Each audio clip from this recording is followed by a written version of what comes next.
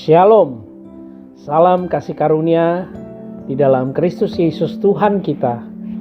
Dan saya percaya hari ini kita dalam keadaan yang sangat baik, diberkati karena Dia baik dan mengasihi kita dengan kasih yang kekal.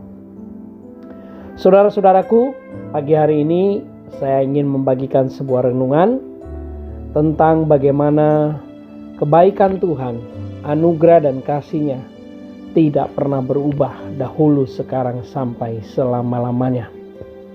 Seorang Raja Daud di dalam kitab Mazmurnya tidak berhenti-hentinya dia mengatakan, bersyukurlah kepada Tuhan sebab Ia baik, bahwasanya untuk selama-lamanya kasih setianya. Ini adalah perkataan-perkataan yang sungguh-sungguh keluar hasil daripada pengalaman Daud. Dia mengalami apa yang Tuhan janjikan. Dia mengalami anugerah Tuhan yang luar biasa. Padahal kalau kita sedikit melihat latar belakang seorang Daud atau apa yang pernah dialami oleh Daud, dia juga manusia biasa, bahkan pernah berkali-kali jatuh di dalam dosa. Dia pernah melakukan dosa perzinahan, dosa pembunuhan, dan mungkin masih banyak lagi yang tidak sempat dicatat oleh Alkitab. Tetapi yang saya mau maksudkan di sini bukan berarti kita kompromi dengan apa yang dilakukan oleh Daud. Kita mengatakan tidak apa-apa dengan semuanya itu. Tidak, saudara. Jelas Alkitab berkata bahwa apa yang dilakukan oleh Daud itu mendapatkan konsekuensinya. Dan mungkin satu konsekuensi terbesar adalah dia tidak diizinkan oleh Tuhan untuk membangun bait Allah yang megah itu. Tetapi lepas dari semuanya itu, kita boleh melihat seorang Daud. Daud artinya yang dikasihi Tuhan. Itu memberikan sebuah makna yang dalam bahwa seperti itulah kasih karunia Tuhan kepada kita. Bagaimana Tuhan menyatakan kasih-Nya kepada Daud. Dan Daud bisa menyaksikan dan mendeklarkan itu di dalam tulisan-tulisan Mazmurnya. Dia berkata bahwa Tuhan yang sudah mengampuni dia dari segala kesalahan dia. Tuhan sudah menguburkan segala dosa-dosanya. Tuhan sudah membuang seperti sejauh timur dari barat. Demikianlah dijauhkannya pelanggaran-pelanggaran kita. Inilah pewahyuan demi pewahyuan yang diterima oleh seorang Daud. Dia menyadari penuh siapa dirinya. Tetapi alih-alih dia tenggelam di dalam rasa bersalah, dia tenggelam di dalam perasaan berdosa. Sebaliknya dia justru mengagungkan karya Tuhan yang luar biasa, yang boleh mengangkat kehidupannya, memulihkan, mengampuni, dan memberikan dia pengharapan. Itulah yang dikatakan oleh Daud. Secara manusia atau secara hukum yang berlaku pada saat itu, harusnya Daud adalah orang yang menimpa hukuman secara langsung oleh orang Israel. Betapa tidak, dia berzina dan dia membunuh. Dia juga harus dibunuh. Tetapi saya percaya bahwa disitulah Daud memiliki pewahyuan yang luar biasa. Dia melihat kasih karunia Tuhan. Dia mendapatkan kasih karunia Tuhan. Dia ditemukan oleh kasih karunia Tuhan. Itulah yang juga memberikan gambaran kepada kita dan sudah dibuktikan oleh Yesus Kristus. Siapakah kita? Kita manusia yang sangat-sangat berdosa. Kita manusia yang sangat-sangat tidak sempurna. Tetapi oleh karena kasih-Nya kepada kita, Dia mau datang dan menebus kehidupan kita dari kesia-siaan.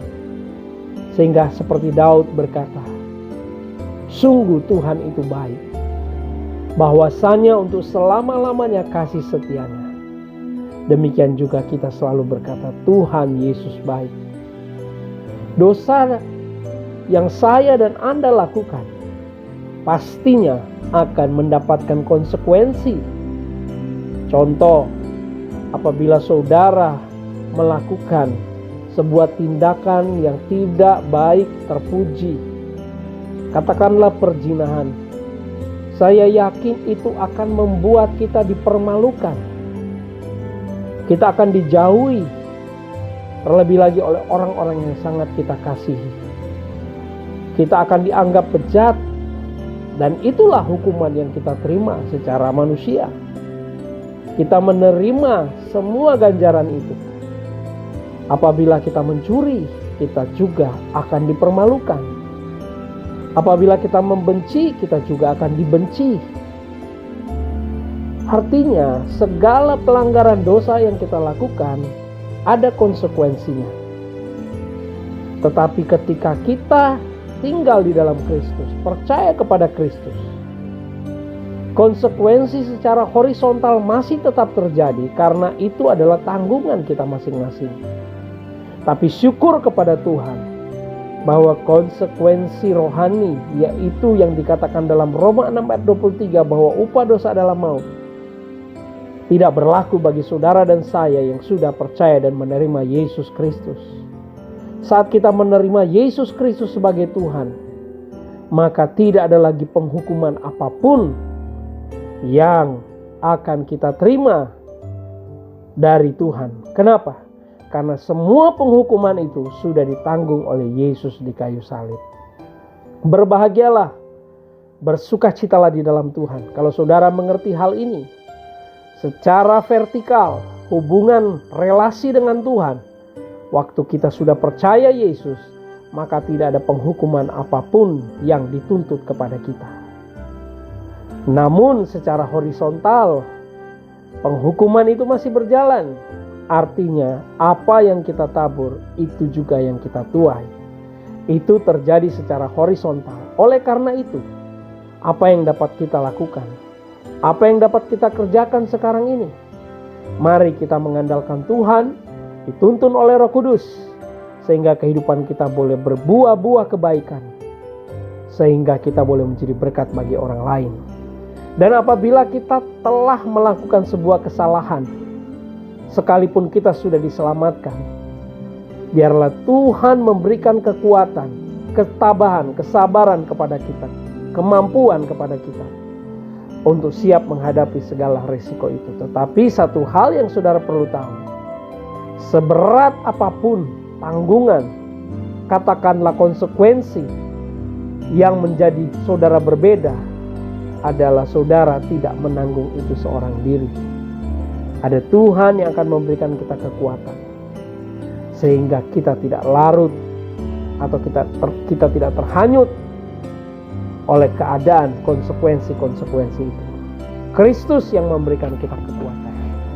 Saudara kasih dalam Tuhan, di akhir renungan ini, biarlah kasih karunia Tuhan berlimpah-limpah memberkati kehidupan saudara dan saya. Mari kita berdoa. Bapa, terima kasih.